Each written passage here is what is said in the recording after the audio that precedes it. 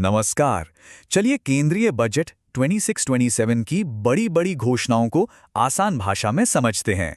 तो आज हम क्या क्या देखने वाले हैं। देखिए, हम बात करेंगे बजट के 3 मूल सिद्धांतों की, आर्थिक विकास से लेकर लोगों के सशक्तिकरण और समावेशी विकास तक। फिर हम देखेंगे कि टैक्स सिस्टम में क्या बदलाव हुए और आखिर में समझेंगे कि इस पूरे बजट का बड़ा संदेश क्या है। तो इस साल का बजट जो पहली बार कर्तव्य भवन में तैयार हुआ है, 3 खास कर्तव्यों या हम कह सकते हैं 3 जिम्मेदारियों से प्रेरित है। यही 3 कर्तव्य इस पूरे बजट की कहानी कहते हैं। सबसे पहले आर्थिक विकास को तेज करना, फिर लोगों को इतना सशक्त बनाना कि वे अपनी आकांक्षाओं को पूरा कर सकें, और आखिर में ये पक्का करना कि विकास का फायदा हर एक समुदाय तक पहुंचे। अच्छा, तो इससे पहले कि हम एक एक करके चीजों को समझें, एक नजर डालते हैं बड़े नंबर्स पर। ये वो आंकड़े हैं जो पूरे बजट का खाका खींचते हैं। देखिए, कुल खर्च का अनुमान है करीब 53.5 लाख करोड़ रुपए, और जो राजकोषीय घाटा है, मतलब सरकार की कमाई और खर्च के बीच का जो गैप है, वो जीडीपी का 4.3% रहने का अनुमान है। चलिए, अब पहले कर्तव्य पर आते हैं, जिसका सीधा सीधा फोकस है आर्थिक विकास की रफ्तार को बनाए रखना और उसे और तेज करना। इसके लिए 6 बड़े कदम उठाए जा रहे हैं।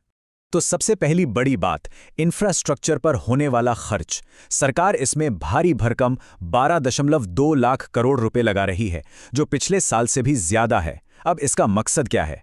इसका मकसद है एक मल्टीप्लायर इफेक्ट पैदा करना। मतलब सरकार का खर्च किया हुआ हर 1 रुपया इकोनॉमी में घूमकर कई गुना ज्यादा की एक्टिविटी और नौकरियां पैदा करेगा। और ये पैसा सिर्फ कागजों पर नहीं है, इससे जमीन पर काम होगा। सोचिए, डानकुनी से सूरत तक मालगाड़ियों के लिए एक नया कॉरिडोर बनेगा, 20 नए वाटरवेज शुरू होंगे और मुंबई, पुणे, दिल्ली, वाराणसी जैसे 7 हाई स्पीड रेल कॉरिडोर बनेंगे। ये सब मिलकर देश की कनेक्टिविटी को एक नए लेवल पर ले जाएंगे। अब बजट में एक बहुत ही महत्वाकांक्षी योजना का ऐलान हुआ है, जिसका नाम है बायोफार्मा शक्ति। इसका लक्ष्य है भारत को दवा बनाने, खासकर बायोलॉजिक्स के क्षेत्र में दुनिया का एक बड़ा हब बनाना।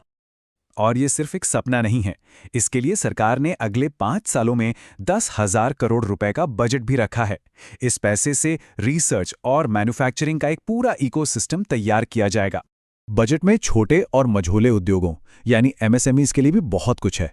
उन्हें आगे बढ़ाने के लिए 3 लेवल का प्लान है। एक नया ग्रोथ फंड तो है ही, साथ ही कॉर्पोरेट मित्र जैसी एक दिलचस्प पहल भी है, जिससे छोटे शहरों के कारोबारियों को बड़े प्रोफेशनल संस्थानों से मदद मिल सकेगी। ठीक है, तो अब आते हैं दूसरे कर्तव्य पर। यहाँ फोकस देश के नागरिकों पर है, उनकी काबिलियत बढ़ाने और उनके सपनों को पूरा करने में मदद करने पर। यहाँ पर सबसे बड़ा जोर है हेल्थ केयर सेक्टर पर। सरकार का एक बहुत बड़ा लक्ष्य है अगले 5 साल में 1 लाख नए हेल्थ प्रोफेशनल्स तैयार करना। इतना ही नहीं, देश में 3 नए अखिल भारतीय आयुर्वेद संस्थान भी खोले जाएंगे। बात सिर्फ हेल्थ केयर की नहीं है, शिक्षा और स्किलिंग पर भी बहुत ध्यान दिया गया है। इंडस्ट्रियल एरिया के पास नई यूनिवर्सिटी टाउनशिप बनेंगी, हर जिले में एक महिला हॉस्टल होगा, और हाँ, गेमिंग और एनिमेशन के बढ़ते क्रेज को देखते हुए 15,000 स्कूलों में एवीजीसी लैब्स भी बनाई जाएंगी। ये सब भविष्य की तैयारी है। और अब तीसरा और आखिरी कर्तव्य ये सुनिश्चित करता है कि विकास की रोशनी हर घर, हर परिवार और देश के हर कोने तक पहुंचे, यानी सबका साथ, सबका विकास।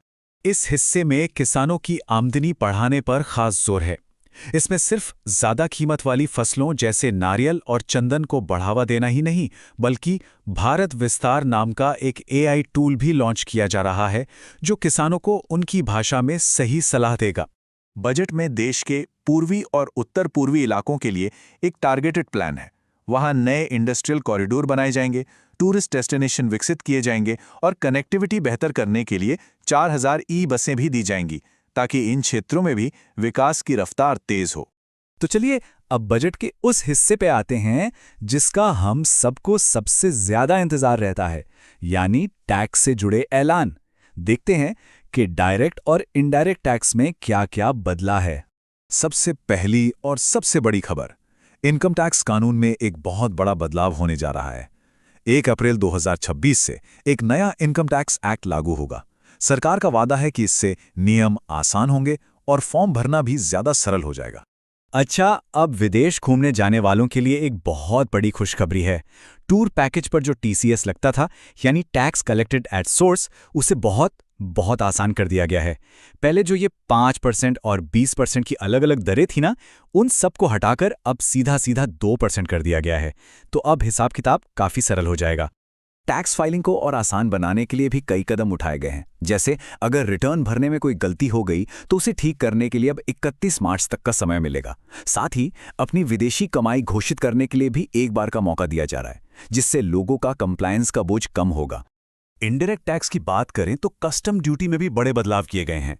सबसे खास बात यह है कि अगर कोई पर्सनल यूज के लिए विदेश से कोई सामान मंगाता है तो उस पर लगने वाली टैरिफ दर को 20% से घटाकर सीधा 10% कर दिया गया है। ये आम लोगों के लिए एक बड़ी राहत है। तो इन सब घोषणाओं को मिलाकर देखें तो आखिर इस बजट का बड़ा संदेश क्या है, सार क्या है इसका?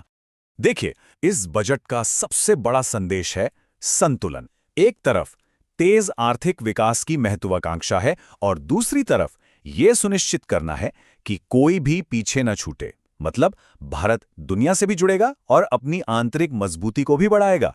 तो कुल मिलाकर ये बजट भविष्य का एक पूरा रोड मैप सामने रखता है और अंत में हमारे लिए एक बड़ा सवाल छोड़ जाता है।